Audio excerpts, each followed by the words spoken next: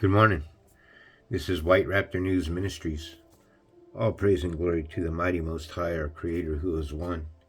He is supreme in all things, the power and force that moves all things in their places. He is the visible and invisible, the all you can see and cannot see, the all-knowing, the all-powerful, supreme, eternal, the always in motion, the perpetual. Give praise to Him. He is worthy. Love Him with every cell, every fiber of flesh that comprises you of the man or woman that you are. Give to the praise, whether good or evil. It is to His glory. All things to the Spirit of truth. He is the one that gives wisdom, peace, love, and enlightenment. He is the mind. He is not the brain. Give praise to Him. Here we're at the inheritance of Zelophehad'S daughters.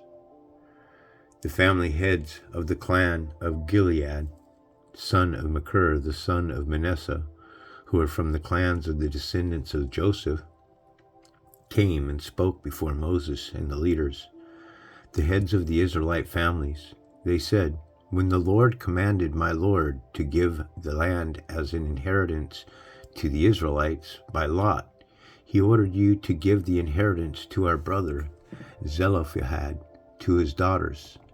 For I continue here, they said, "When the Lord commanded my Lord."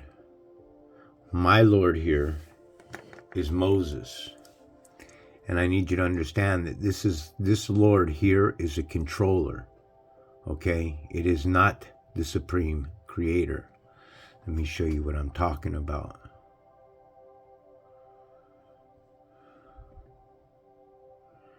The Lord here is supreme. This is an eternal. Excuse me, give me 1 second. The name of God of Israel, contracted from Jehovah, and meaning the same as Yah, the sacred Yah. Now, wow. This, folks, 350, y'all. Every day I'm learning about the Bible. I'm just been served a flip here. Okay? Let's see, 2. Give me 1 second. Okay, folks, this was a hill shocker for me. This one's thrown me for a loop. I've come across a lot of different meanings for the Lord. I've never seen this meaning here. Okay, it's the first time that I've come across this. The name of the God of Israel, contraction of Jehovah, the meaning the same. So this, wow, is just a wowzer to me. Let's go to where I was going to go to, the parable that I meant to be reading to you, saying, "When the Lord commanded my Lord." This Lord here is a controller. You're going to find that this Lord here is a magistrate. It's a man. It's when Jesus says, "Lord, Lord." Okay? Anytime, look. Okay, here, Lord, the word kurios appears 717 times in the text of New Testament. And Darrell L. Box says it is used in 3 different ways. First, it reflects the singular usage as the Lord, supreme, or the owner of a vineyard. So if you're a Lord that's an owner of a vineyard, you're flesh. Okay, and if you're flesh, you're not God. You're something that's placed yourself in a God position. That's what I'm teaching you.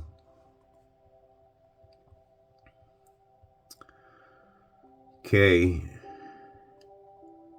They said, "When the Lord commanded my Lord to give land as an inheritance to the Israelites by lot, He ordered you to give the inheritance of our brother Zelophehad to his daughters.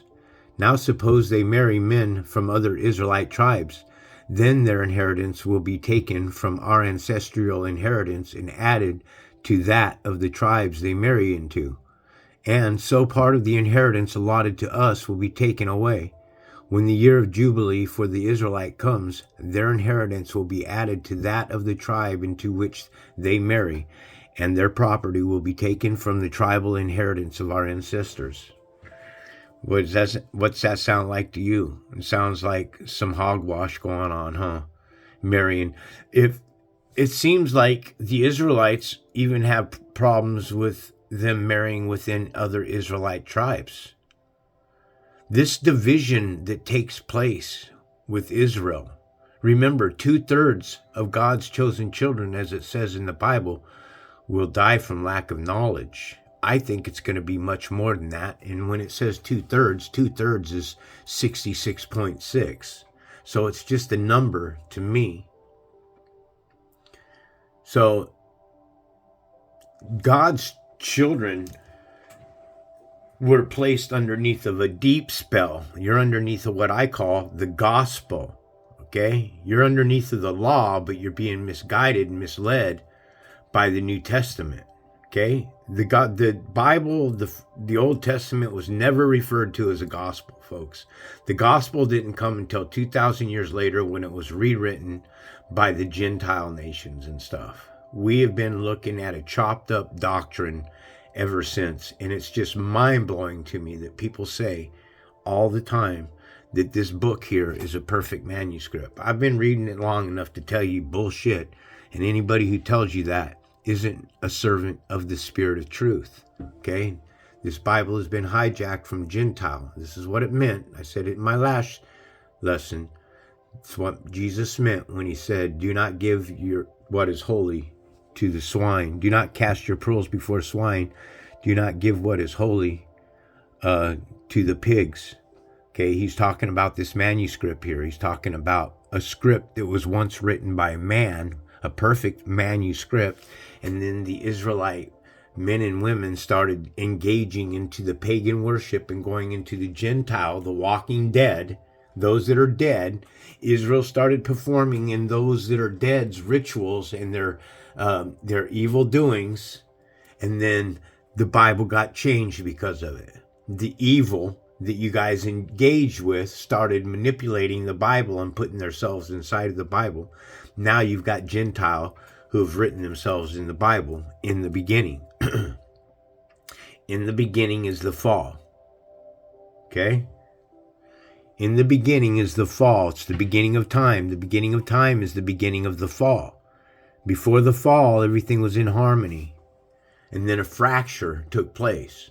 And people say, well, if God's all-knowing, all-powerful, why couldn't he control these angels and stuff that wanted to break away from him? Who is this spirit that he would keep? No. Who is this spirit that he'd want to keep everybody contained in worshiping him, the spirit? The spirit. Who is the spirit that he'd want us to worship him?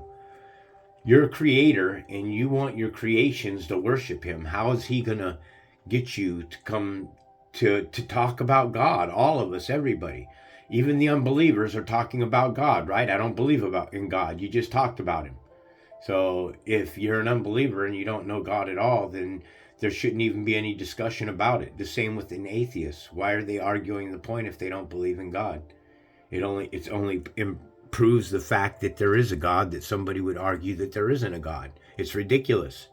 I would chew and spit out any atheist at all. I'm telling you, people do not come to my channel and leave a lot of comments because they know that what I'm teaching here is of this system is accurate, that we do live in this simulation, a game simulation. Remember the movie Tron? That's a game simulation. They're telling you that you're in a game simulation. The Matrix is telling you that you're in a game simulation. They Live is telling you that they're in a simulation. Avatar is telling you that you're in a simulation. All these movies are being produced for a reason, for a purpose. It's so that Satan can say, mankind can say, hey, look, I showed them the truth in Hollywood. They took it as science fiction. They took it as fantasy. They took it as what you guys are watching isn't fantasy. Everything. Look at these pictures here. Check this out. Give me 1 second. These here, Catholics with tattoos on their faces and necks. This is the Catholic Church right here. Folks, these are, don't you get it? These are demons inside of flesh suits. Don't you? I mean, there's nothing for these people. They're completely blown. These beings here are what I call the Schmeagles. They're like the Lord of Rings, when that Schmeagle finally gets the ring and he's all, I got you, my little precious. You know what guy I'm talking about? We must get the precious. We must get it back. Precious. Sometimes I crack myself up. My little precious. When I saw that scene, I thought I remembered him putting the ring on, the Lord of the Rings on. You see, folks, they're giving us these answers and stuff in Hollywood. Hollywood, yeah, is all evil, but they're giving you the answer and all the, I mean, come on. The cops. I mean, who pays for all this shit? You don't think that it's a hive? I've been telling people that it's a hive for some time now. Remember the John Wick scene? I just showed you that one the other day. John Wick and Winston in the courtyard. And Winston nods his head and everybody stops in the middle of the courtyard and stares at John Wick. These are truth bombs. We live inside of a hive. Always remember that. Life is not forfeit. Then why am I not dead? I deemed it not to be. I missed it. See, he nods.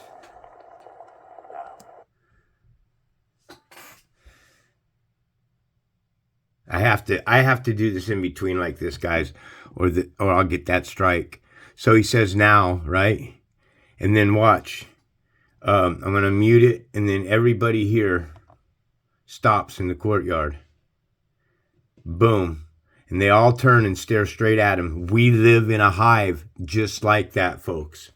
That's what we live in. These are stalkers. These are demons. They're everywhere. There are billions of them, man. And they are a hive. Their fingers are out. That's all it takes. Is it takes a call from one of these fuckers, man. And you're done. You're dead. People might ask, why ain't you dead? Well, for I'm used for the spirit. Whatever. I was one of these. I was one of them. You understand that? Because that's how Satan rules. That's how he has the power. He controls the flesh. Satan is the body. This is the body. It's a hive. It's a hive mind. Okay? Captured. We're captured in our flesh suits. I'm telling you, I roll with the truth. These are truth bombs in Hollywood, and they're telling you, and you guys you're not figuring it out. Okay? Figure it out. Then, at the Lord's command, Moses gave this order to the Israelites. What the tribes of the descendants of Joseph is saying is right. This is what the Lord commands of Zelophehad'S daughters. They may marry anyone they please as long as they marry within their father's tribal clan. No inheritance in Israel is to pass from one tribe to another, for every Israelite shall keep the tribal inheritance of their ancestors. Every daughter who inherits land in any Israelite tribe must marry someone in her father's tribal clan, so that every Israelite will possess the inheritance of their ancestors. No inheritance may pass from one tribe to another, for each Israelite tribe is to keep the land it inherits. Well, folks, wow, this is so mind-bending to me, man. Okay, everybody's got to understand something. The land that we live on, this plane of existence, was given to each and every one of us for free. No land was ever meant to be possessed or owned. Israelites can't own land. Okay? So this is all hogwash here.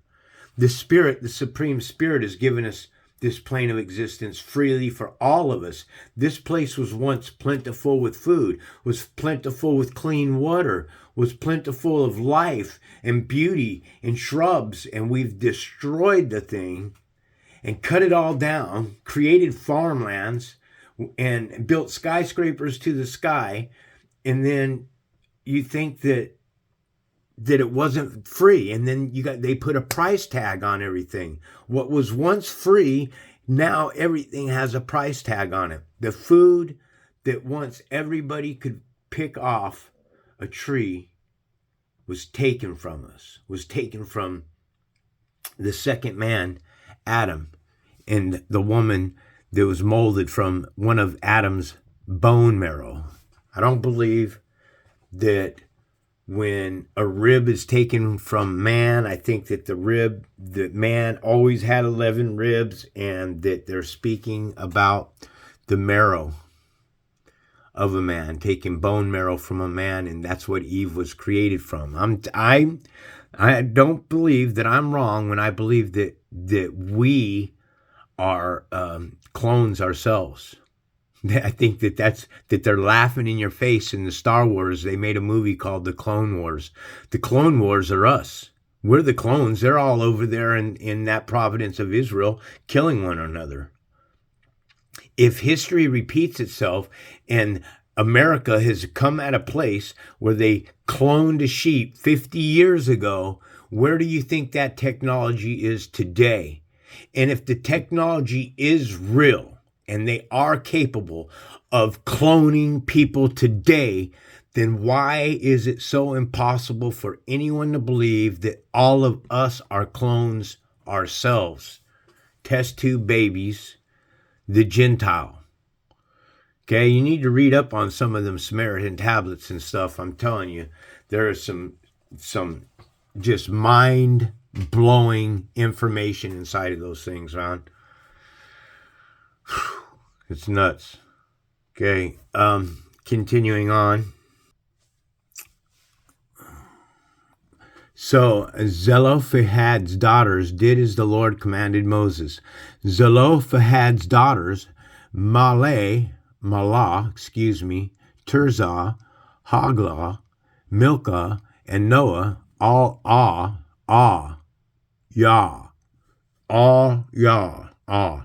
and Noah married their cousins on their father's side. They married within the clans of the descendants of Manasseh, son of Joseph, and their inheritance remained in their father's tribe and clan. These are the commands and regulations the Lord gave through Moses to the Israelites on the plains of Moab by the Jordan across from Jericho. And that will be it for lesson number 36. Listen, folks, I am a humble servant of the Spirit of truth, okay? I don't know everything about this Bible. Just trying to put pieces together. I keep reading it, and I read all the chapters. I'm reading all the chapters for you. If there's anything that anybody that would like to add that could share with me, I am an open book to all knowledge. Anything that is shared, I don't frown upon. I take it with discernment. I go to the Spirit of truth. That's who we all need to be going to, is the Spirit of truth. Okay? John chapter 4, verse 24, Bible Hub.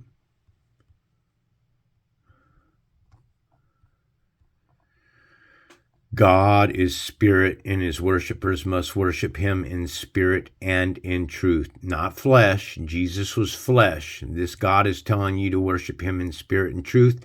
This God is the God of the New Testament. This God here is a magistrate. It's a theos, a deity God. It's something that is figuratively a magistrate by Hebrewism. Also, it's considered itself a deity, especially the supreme divinity. Understand that this word is a very tricky word, probably passes most of you don't understand that this is a divided entity. Divinity means something that is used of the supreme creator. It is not the supreme creator. It is something that has placed itself in a position and calls itself God. This right here. In God we trust. These parasites here. Lincoln. I used to love our presidents, man. I used to love everything that we were taught, and I used to think how wonderful all our presidents are. And you know why? What was the purpose of JFK getting his head blown off? And what was the purpose of it being done right in front of national television? Right? That's some heavy duty stuff. Well, was he trying to do something? Was he trying to step outside the confines of what we've learned here in What is it?